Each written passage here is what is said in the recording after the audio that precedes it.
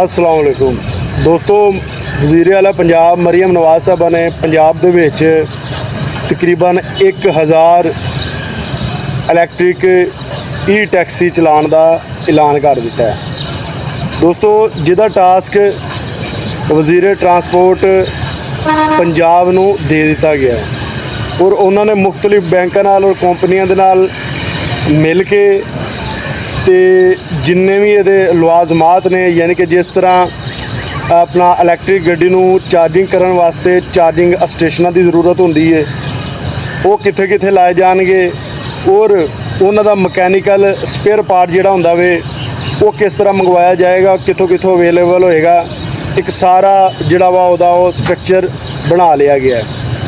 और अगस्त दे विच दस्सिया जा रहा है कि इस मनसूबे की लॉन्चिंग होएगी, जिहदे विच 1000 ई टैक्सी यानी कि इलैक्ट्रिक कारां दित्तियां जाणगियां आवाम नूं, जिहदे विच दोस्तों 30 कारां जिहड़ियां वा वो खवातीन वास्ते रखियां गईयां ने और 100 कार स्पैशल जिहड़े अफराद हुंदे ने उन्हां नूं मिलेगी।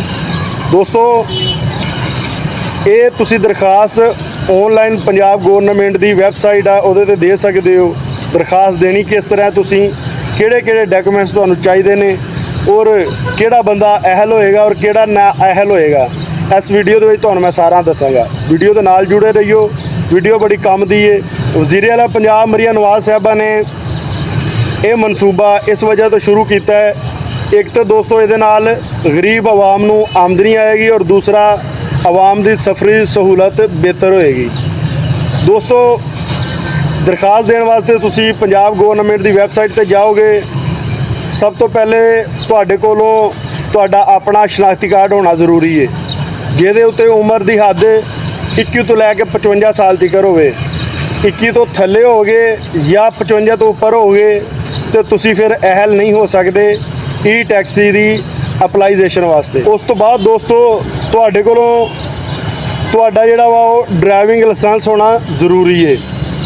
अगर तो तुहाडे कोल है वा मौजूद तो तुसी फिर अपलाई कर सकते हो। अगर जिहदे बंदे कोल नहीं है वो जल्दी नाल अपना जिहड़ा वा वो अपलाई करे और अपना जिहड़ा वा वो लाइसेंस बनावे। ठीक है, लाइसेंस तो बाद दोस्तों तुहाडे कोलों तुहाडे सूई गैस का या बिजली का बिल होना भी ज़रूरी है। तो दोस्तों उस तो बाद हुण अपना सवाल आ जाता है कि ये रकम होएगी कितनी, किस तरह मिलेगी, किस तरह तुसी इहदी किश्त पे करोगे और किस तरह काम होएगा। दोस्तों, जिहड़ी ये कार है ये एक बारी अगर चार्ज होवे तो 200 किलोमीटर तक ये सफ़र बासानी दे नाल कर सकती है।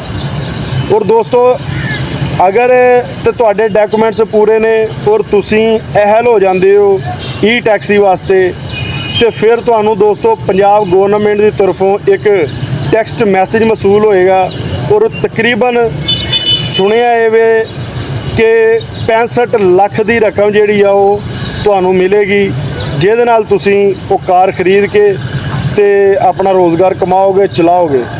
अच्छा, हुण ओहदी दोस्तों तुसीं किश्त किस तरह पे करनी होगी। दोस्तों, जिहड़े पैसे तुसीं कमाओगे वो एक वैबसाइट पंजाब गौरनमेंट की होएगी या अकाउंट होएगा, उहदे विच तुसीं जमा कराई जाने ने।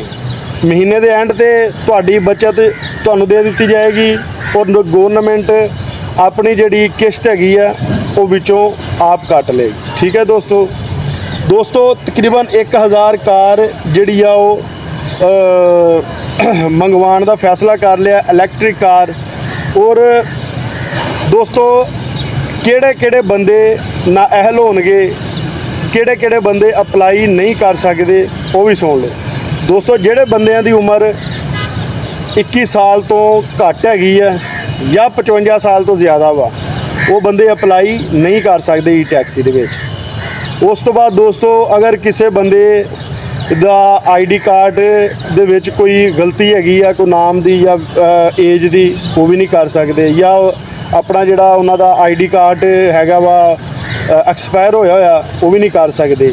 अगर तुहाडा दोस्तों कोई बिजली का या सूई गैस का बिल अपने नाम ते नहीं है, क्योंकि उदों तो ही तुहाडा पता कन्फर्म होना वा ਤੇ ਫਿਰ ਦੋਸਤੋ ਉਹ ਬੰਦੇ ਵੀ ਨਹੀਂ ਅਪਲਾਈ ਕਰ ਸਕਦੇ, ਔਰ ਲਾਇਸੈਂਸ ਨਹੀਂ ਹੈ ਤੁਹਾਡਾ ਤੇ ਦੋਸਤੋ ਫਿਰ ਵੀ ਤੁਸੀਂ ਅਪਲਾਈ ਨਹੀਂ ਕਰ ਸਕਦੇ।